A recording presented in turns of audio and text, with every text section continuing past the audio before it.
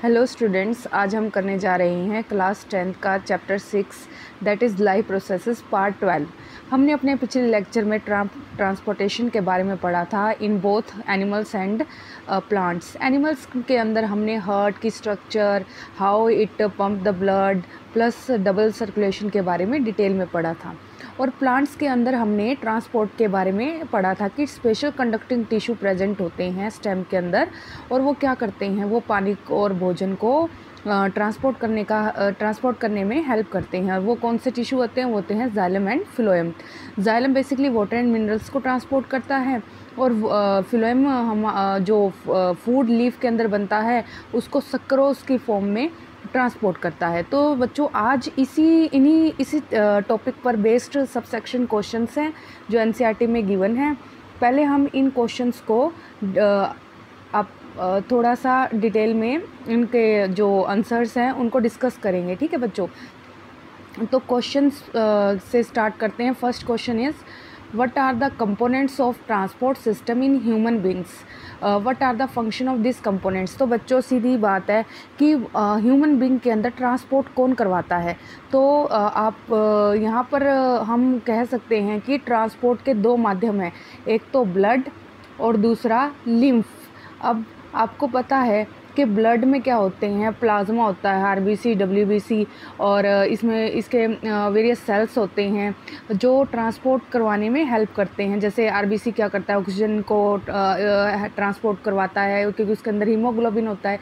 Plus हमने ये भी पढ़ा था कि लिम्फ जो कि अपने वही ऑर्गन के अंदर जो कैपिलरी नेटवर्क होता है वहाँ से कुछ लिक्विड बाहर की तरफ आ जाता है और टिश्यूज़ के बीच में इकट्ठा होना शुरू हो जाता है। उस टिश्यू फ्लूइड को हम लिम्फ के नाम से भी जानते हैं।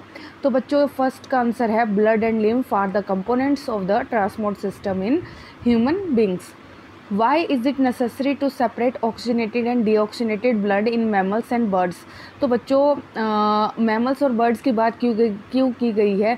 क्योंकि हमने डाइवर्सिटी पढ़ी थी, तो उसमें हमने वर्टिब्रेटा के अंदर पाइसेस, रेप्टिलिया और amphibian, reptilia, birds and then mammals के बारे में पढ़ा था। बर्ड एंड मैमल के बारे में हमने क्या पढ़ा था? दे आर वार्म ब्लडेड, और बाकी क्या है? Cold blooded. तो बच्चों, कोल्ड ब्लडेड और वार्म ब्लडेड कहाँ से निकल कर आए?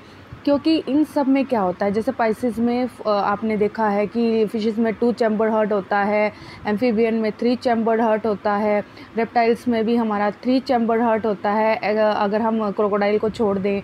तो यहाँ पर क्या होता है बच्चों, अगर हम इन तीनों की बात करें, रेप्टाइल्स वगैरह की, तो वहाँ पर 3 चैम्बर हार्ट होता है। यहाँ से ऑक्सीजनेटेड ब्लड आ रहा होता है, यहाँ से डीऑक्सीजनेटेड ब्लड। तो नीचे क्या चांसेस रहते हैं? यहाँ मिक्सिंग के चांसेस रहते हैं। तो मिक्सिंग की वजह से ये अपने बॉडी को बाहर के इन्वायरमेंट के साथ एडजस्ट नहीं कर पाते। इसी वजह से ये विंटर स्लीप और समर स्लीप पर चले जाते हैं। जबकि हमारे अंदर क्या है? 4 चैम्बर हार्ट है, और जिसके कारण ऑक्सीजनेटेड ब्लड अलग सर्कुलेट करता है और डीऑक्सीजनेटेड ब्लड अलग सर्कुलेट करता है। इस वजह से क्या होता है, हम अपने बॉडी टेम्परेचर को बाहर के टेम्परेचर से एडजस्ट कर लेते हैं। फॉर एग्जांपल, अगर हम पोलर रीजन में जाते हैं तो इसका मतलब ये नहीं कि हम बिल्कुल ही वहाँ जाकर हम बिल्कुल ही सर्वाइव ही ना कर पाएँ। और अगर हम सहारा रेगिस्तान में जाते हैं तो इसका मतलब ये नहीं कि हम बिल्कुल ही वहाँ पर हमारी बॉडी एडजस्ट ही ना कर पाए। तो बच्चों, हमारी बॉडी के अंदर हमारा जो वार्म ब्लडेड जितने भी मैमल्स होते हैं उनके अंदर ब्लड अलग अलग सर्कुलेट करता है, ऑक्सीजनेटेड और डीऑक्सीजनेटेड, जो हमारी बॉडी को कैपेबल बनाता है इन ड्रास्टिक कंडीशंस में सर्वाइव करने के लिए। तो आंसर यही है बच्चों इस क्वेश्चन का। What are the components of the transport system in highly organized plants? तो बच्चों, अगर प्लांट्स की बात करें तो प्लांट्स में ट्रांसपोर्ट कौन करवाता है? Xylem and phloem. जाइलम किसको ट्रांसपोर्ट करता है? वाटर को। और फिलोएम किसको ट्रांसपोर्ट करता है? फूड को। तो ये दो कंपोनेंट्स हैं जिन्हें हम वस्कुलर टिश्यू या फिर कंडक्टिंग टिश्यू भी कहते हैं, जो पौधे के अंदर भोजन और पानी का ट्रांसपोर्ट करवाता है। तो बच्चों, next is fourth question, how are water and mineral transported in plants? तो वाटर एंड मिनरल्स की बात करें तो यहाँ सिर्फ इन क्वेश्चन में सिर्फ जाइलम के बारे में ही पूछा गया है कि अब आपने जाइलम को डिटेल में बताना है। कि जाइलम के अंदर क्या होते हैं, ट्रैकिड एंड वेसल्स। ये क्या करते हैं, ये स्टेम के अंदर पाइप की तरह प्रेजेंट होते हैं, जिनका कनेक्शन रूट से कहाँ तक होता है, लीफ तक होता है। और बच्चों फिर क्या होता है, ये वाटर एंड यहाँ पर ट्रांसपोर्ट सिस्टम के में क्या होता है कि स्टोमेटा के ज़रिए जो वाटर वेपर बाहर की तरफ निकल जाते हैं, तो आप इस प्रोसेस को हम ट्रांसपिरेशन के नाम से भी जानते हैं। तो यहाँ पर एक टेंशन क्रिएट हो जाती है, जो क्या करती है, सक्शन पुल लगाती है। सक्शन पुल क्या होता है, इसको आप याद कर सकते हैं, जैसे मैंने पहले भी बताया कि आप कोल्ड ड्रिंक को क्या करते हैं, स्ट्रो के ज़रिए सक करते हैं जब आपको प्यास लगती है। सेम यही तरीका है, जब पौधे को प्यास लगती है तो ट्रांसपिरेशन से जो पानी उड़ जाता है, तो उससे क्या है, यहाँ पे टेंशन क्रिएट होएगी, तो वो क्या करेगा, सक करेगा। और सक करने के लिए यहाँ पर आपको कौन सा पुल लगेगा, सक्शन पुल। और उस पुल में क्या होता है, दो फोर्सेस काम कर रही होती हैं।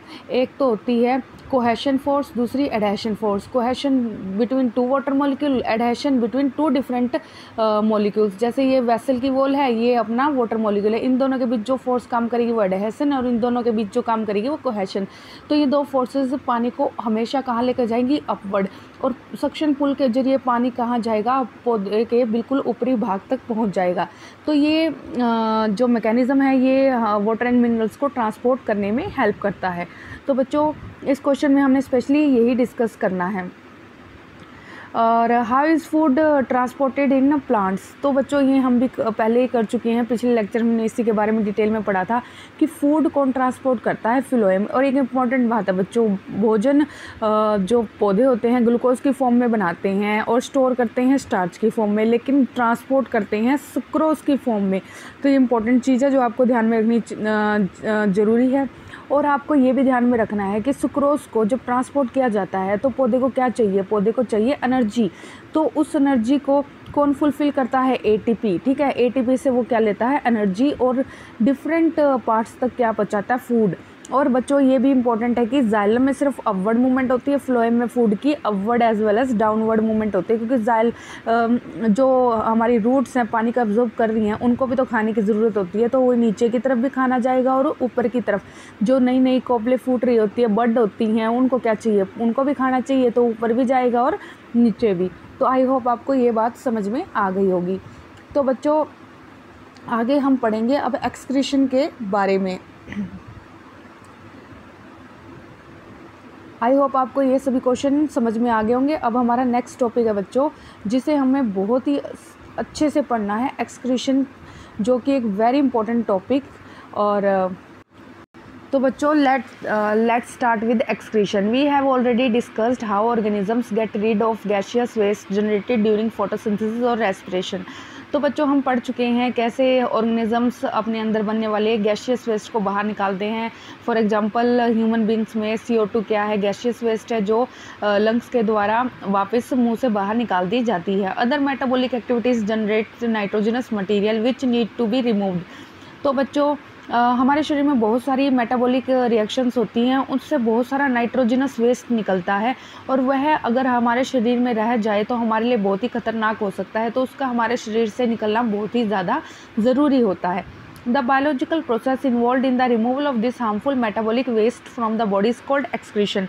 तो बच्चों यहाँ एक इंपॉर्टेंट टर्म आई है कि इस बायोलॉजिकल वेस्ट का शरीर से बाहर निकलवाने की विधि को हम क्या कहते हैं, एक्सक्रीशन। ठीक है बच्चों, आप इसको अंडरलाइन कर लेना, ये बहुत ही इंपॉर्टेंट टर्म है, व्हाट इज एक्सक्रीशन। तो बच्चों अगर आपने अंडरलाइन नहीं किया तो इसको मैं फिर से रिपीट कर रही हूँ। The biological process involve in the removal of this harmful metabolic waste from the body is called excretion. Different organism use various strategies to do this. अलग अलग ऑर्गेनिज्म में एक्सक्रीशन की प्रोसेस अलग अलग होती है बच्चों। Many unicellular organisms remove the waste by simple diffusion from the body surface into the surrounding water. For example बहुत सारे ऑर्गेनिज्म हैं जो डिफ्यूज़न की सहायता से, फॉर एग्जाम्पल यूनिसेलुलर ऑर्गेनिज्म जो डिफ्यूज़न की सहायता से क्या करते हैं, अपने बॉडी वेस्ट को बाहर निकाल देते हैं। ये तो सिंपल ऑर्गेनिज्म की बात हुई, लेकिन जो कॉम्प्लेक्स ऑर्गेनिज्म है जैसे कि हम जो मल्टीसेलुलर ऑर्गेनिज्म है, वहाँ पर कुछ स्पेशलाइज्ड ऑर्गन होते हैं जो क्या करते हैं, जो स्पेशली एक्सक्रीशन का काम करते हैं, इस वेस्ट को बाहर निकालने का काम करते हैं। तो एक बार हम अपने एक्सक्रीशन इन ह्यूमन बींग्स को पहले एक बार हम रीड करते हैं, फिर हम डायग्राम से समझेंगे इसके बारे में। The excretory system of human beings include a pair of kidney, a pair of ureter, a urinary bladder and urethra. तो बच्चों अगर हम ह्यूमन बींग की बात करें, किडनी के कितनी अगर पूछा जाए कितनी संख्या में किडनी है, a pair of kidney. Ureter, उससे 2 ट्यूब जुड़ी होती हैं जिसे हम यूरेटर कहते हैं, और वो यूरेटर कहाँ पर जुड़ी होती है, यूरिनरी ब्लैडर पर, ब्लैडर के अंदर जारी होती है, और नीचे यूरिथ्रा के जरिए यूरिन बाहर निकलता है। Kidneys are located in the abdomen. Kidneys कहाँ प्रेजेंट होती हैं, एब्डोमिनल कैविटी में। तो डायफ्रागम, मैंने डायफ्रागम के बारे में पढ़ा है, ये लंग्स होते हैं। तो डायफ्रागम के नीचे जितनी भी कैविटी है इसको एब्डोमेन कैविटी कहा जाता है। तो urine produced in the kidney passes through the ureter into the urinary bladder where it is stored until it released through the urethra। तो यूरिन क्या करता है, किडनीज के थ्रू पास आउट होता है और यूरिनरी ब्लैडर में स्टोर होता है जब तक यह पास आउट ना हो, और यूरिथ्रा के जरिए इसे पास आउट कर दिया जाता है थ्रू ह्यूमन बींग। तो सबसे पहले हम स्ट्रक्चर पढ़ेंगे यूरिनरी एक्सक्रीटरी सिस्टम की। तो बच्चों एक बहुत ही इंपॉर्टेंट स्ट्रक्चर है। यहाँ पर आपको रीनल आर्टरी दिखाई दे रही है, आपको रीनल वेन दिखाई दे रही है। अब आपको पता है आर्टरी क्या लेकर आ रही है, डीऑक्सीनेटेड ब्लड। वेन क्या लेकर आर्टरी यहाँ पर बाय मिस्टेक, वेन क्या लेकर आ रही है, डीऑक्सीनेटेड ब्लड, और आर्टरी क्या लेकर जा रही है, ऑक्सीनेटेड ब्लड। आपको पता है ना, देखो रेड वाला क्या है, ऑक्सीनेटेड ब्लड, और ये वेन वाला क्या है, डीऑक्सीनेटेड ब्लड। तो बच्चों वेन यहाँ से डीऑक्सीनेटेड ब्लड लाती है, और किडनी इस ब्लड को प्यूरीफाई करती है। प्यूरीफाई करने के बाद वो ब्लड किसको पहुंचा दिया जाता है, वो ब्लड आर्टरी को दे दिया जाता है, और आर्टरी फिर से इसको अदर जो हमारे पार्ट्स हैं, वहाँ ऑर्गन है, वहाँ तक पहुँचाती है। तो बच्चों यहाँ से फिर जो वेस्ट रह जाता है किडनी के अंदर, आपका जो वेस्ट है जैसे कि यूरिया, और उसके साथ कुछ और वाटर है, मिनरल्स हैं कुछ, तो वो क्या जो ग्लूकोज है कुछ अमाउंट में। अब किडनीज क्या करती हैं, जो वेस्ट आता है उसमें से छलनी क्या करती है, छलनी इम्पोर्टेंट चीज़ों को छान के अलग कर देती है। जैसे ग्लूकोज वापस हमारे शरीर में ज़रूरी होता है उसको लेना, तो अगर वो वेस्ट के फॉर्म में बाहर निकल गया तो उससे हमें एनर्जी, हमारी जो एनर्जी की रिक्वायरमेंट है वो बढ़ जाएगी। इसलिए शरीर क्या करता है, जो इंपॉर्टेंट मिनरल्स है उसको दोबारा से किडनी के ज़रिए छान के दोबारा से हमारे सिस्टम में डाल दिया जाता है। तो जो वेस्ट रह जाता है वो रह जाता है यूरिया, वाटर, कुछ सॉल्ट्स। तो वो यूरेटर के जरिए 2 ट्यूब आपको दिखाई दे रही है, ये क्या है, यूरेटर। यूरेटर किससे अटैच है, यूरिनरी ब्लैडर से। तो यूरेटर के जरिए कहाँ चला जाता है यूरिन, जिसके अंदर मैक्सिमम जो वेस्ट होता है वो क्या होता है, यूरिया। तो यूरेटर के ज़रिए आप देख सकते हैं, यूरेटर के ज़रिए ये वेस्ट कहाँ पर स्टोर हो जाता है, ये वेस्ट स्टोर हो जाता है यूरिनरी ब्लैडर में। तो बच्चों यूरिनरी ब्लैडर में यहाँ पर आपको नीचे की तरफ एक पतली सी ट्यूब दिखाई दे रही है जिसे कहते हैं यूरिथ्रा। और जब ब्लैडर में यूरिन फुल हो जाता है तो आपको सिग्नल ब्रेन तक जाता है, और ब्रेन आपको फील करवाता है कि it's time to pass out the urine. तो यहाँ यूरिथ्रा से बेटा यूरिन बाहर निकल जाता है। तो आई होप आपको ये चीज़ समझ में आ गई होगी। तो बच्चों यहाँ पे आपको एक्सक्रीटरी सिस्टम का डायग्राम दिखाया गया है, आप इसको अच्छे से बनाने की कोशिश करें और समझने की कोशिश करें। आज के लिए इतना ही।